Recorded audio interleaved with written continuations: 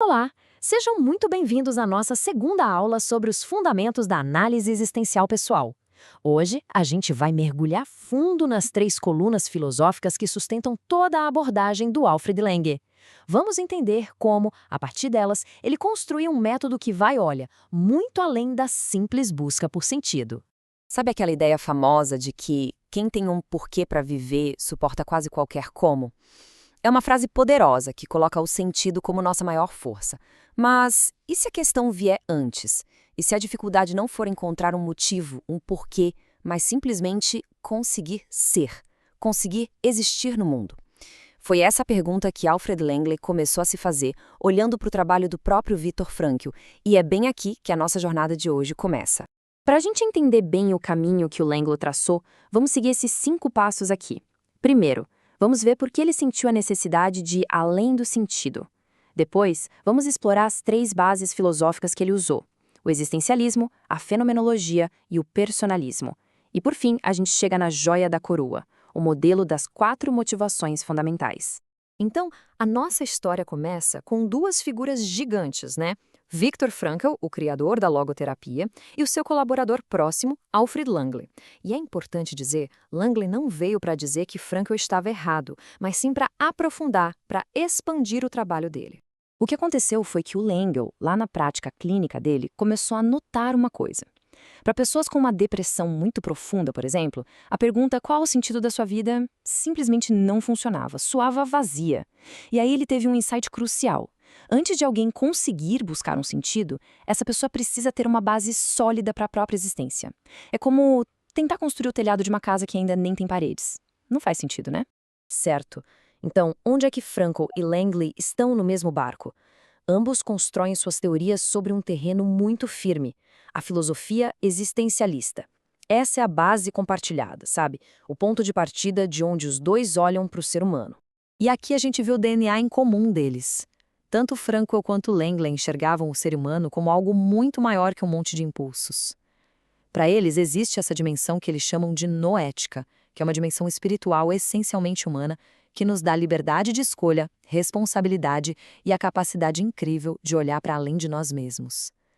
A grande briga dos dois era, no fundo, a mesma: trazer o humano de volta para o centro da psicoterapia.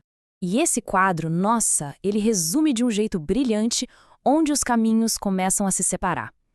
Olha só, enquanto Frankl foca na vontade de sentido, o Langer foca no que ele chama de consentimento interno, um sim para a vida que vem de dentro. Para o Frankl, o problema central é o vazio existencial. Já para o Langer, o problema pode estar em qualquer uma das 4 motivações básicas da existência, que a gente já vai ver. Resumindo a ópera, Frankl ajuda a encontrar o sentido. Langer lhe ajuda a fundamentar o ser, a preparar o terreno para que a pessoa tenha condições de realizar esse sentido. Bom, se o existencialismo é a fundação da casa, a fenomenologia é a caixa de ferramentas do Langer, é o como ele trabalha. É um método para a gente conseguir entender a experiência humana do jeito mais puro possível, olhando para o que a pessoa realmente está vivendo, antes de qualquer teoria ou interpretação. A fenomenologia, na prática, é um convite para a pessoa descrever o que ela sente de verdade, o que ela vivencia naquele momento. O foco não é analisar, não é interpretar, mas sim entrar em contato com a experiência do jeito que ela é. Em outras palavras, é sobre sentir em vez de só ficar pensando sobre o que se sente. E o objetivo de usar todas essas ferramentas é chegar nesse tal de consentimento interno. Pense nisso como uma concordância profunda consigo mesmo. É quando o que uma pessoa faz está alinhado com o que ela sente lá no fundo. Não é sobre achar uma resposta pronta lá fora, mas sobre viver com um sim que vem de dentro. E essa citação do próprio Langer amarra tudo perfeitamente. O objetivo é liberdade, autenticidade e responsabilidade. É sobre dar condições para que a pessoa possa viver de forma plena, consciente, num diálogo honesto consigo mesma e com o mundo. Agora vamos para a terceira base filosófica, o personalismo. Se a fenomenologia é a caixa de ferramentas, o personalismo é a planta da casa. É a estrutura que vai definir o que é a pessoa e como ela vive no mundo. E aqui vem a grande virada de Langer, o pulo do gato dele. O personalismo vê a existência como um diálogo constante. A pessoa não é uma ilha, isolada. Ela existe numa troca, num bate-bola permanente entre o seu mundo interior e o mundo lá fora. A vida, para ele, acontece exatamente nesse entre. Essa comparação visual aqui é fantástica para a gente entender. À esquerda, a gente tem o modelo do Frankl, focado no homem, isso é dimensões, né? O corpo, a mente e o espírito. É um modelo super poderoso, mas o Lang ele sentiu que faltava a outra metade da equação. E aí, à direita, a gente vê a contribuição dele. Ele coloca o mundo como um parceiro essencial nesse diálogo. Para Lang, ele não existe ser sem mundo. A existência só acontece nesse encontro. E é exatamente da integração desses dois polos, homem e mundo, que nascem os eixos da existência. A relação com o mundo físico gera a necessidade de sustento. A relação com a vida, com as experiências, gera a busca por valor.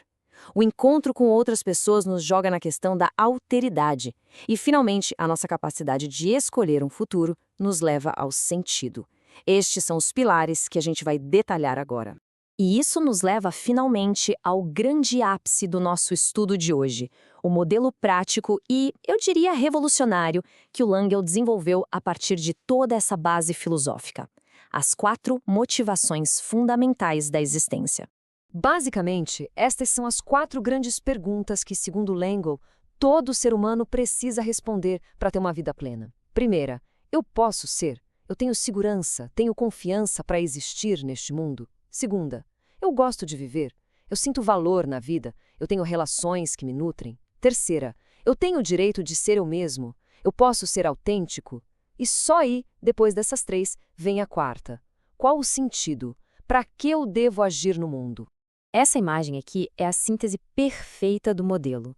Pensa na existência como uma construção. O primeiro pilar é sobre poder ser, ter um chão firme para pisar. O segundo é sobre gostar de viver, sentir o valor da vida. O terceiro é sobre se permitir ser quem se é, a autenticidade. E só então, em cima dessas 3 bases fortes, é que surge o quarto pilar, o dever, a resposta a uma situação que nos aponta um sentido. Não dá para chegar no topo se a base estiver rachada. E aqui está a genialidade clínica da análise existencial pessoal. Ela nos oferece o que podemos chamar de caminho de volta. Se uma pessoa está em sofrimento, em vez de pular direto para vamos encontrar um sentido, a terapia vai investigar qual desses pilares está fraco. É falta de segurança? É falta de valor pela vida? É a dificuldade de ser quem se é?